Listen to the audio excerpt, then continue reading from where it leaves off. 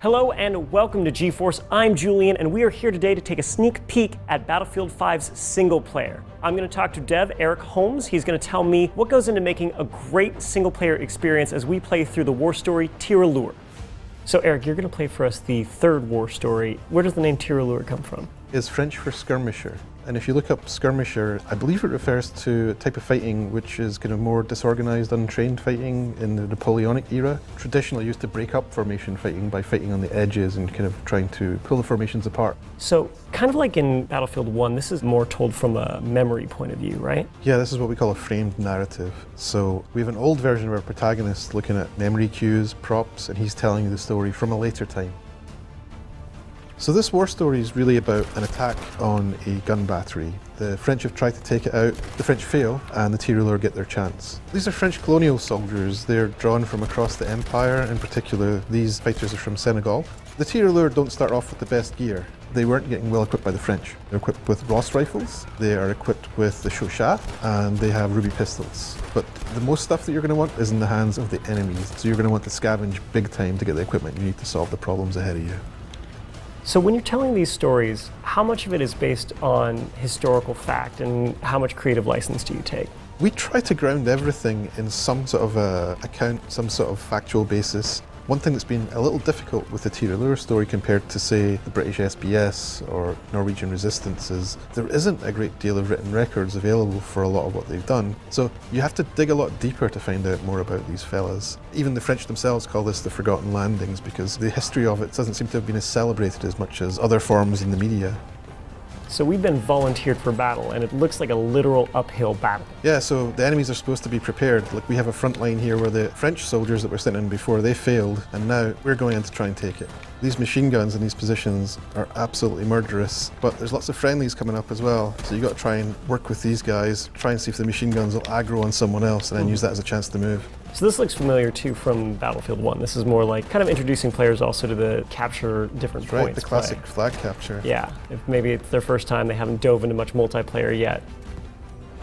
We talk about a lot these things called battlefield moments. It so aptly describes kind of the chaos and the insanity of just anything can happen.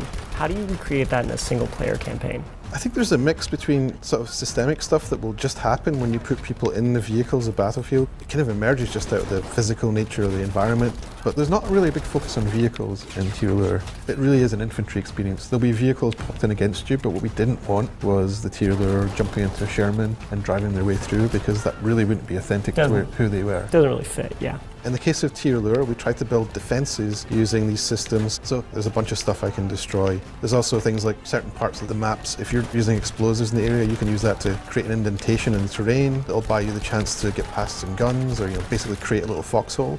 That's what I mean by battlefield moments.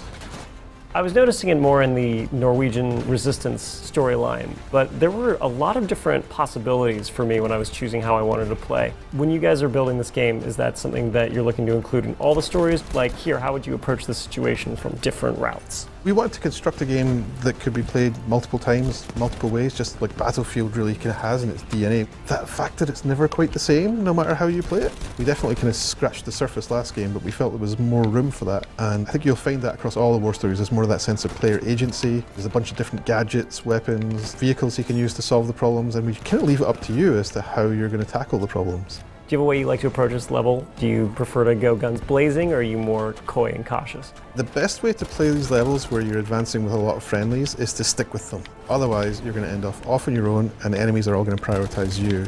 We're playing this on normal, and I can be pretty daring running in here, running and gunning, taking a couple of hits, backing off and regenning. You play this on hardcore, it is going to be brutal. You're going to have to really test your skills about managing cover and staying out of danger, because the hits that you take, how quickly you will go down, is very similar to multiplayer.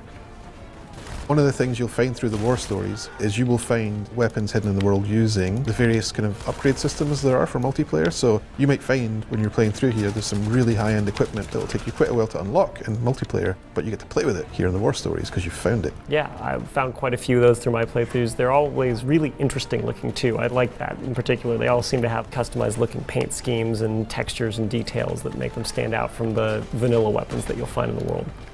If in doubt, hit the tank. Always go for the tank.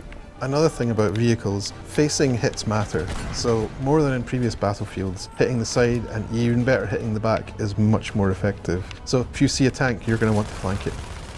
Do you think by representing these diverse stories, Battlefield is a huge franchise with a lot of players, do you think that's going to reshape how people think about these wars from the past? One thing that we got after Battlefield 1 was we heard from school teachers, for example, saying that suddenly there was a bunch of spike of interest from students at schools learning about World War I, and people suddenly realised they didn't know so much about it. And I think it was 2 years ago, President Francois Hollande gave citizenship to a number of surviving tirailleurs to this day. I think it was 28, and had an official recognition ceremony. So there is some interesting kind of current contemporary social texture to what this story represents. It's not just this dusty old series of events that happened to your grandparents. There are people today still affected by the events that this story touches on.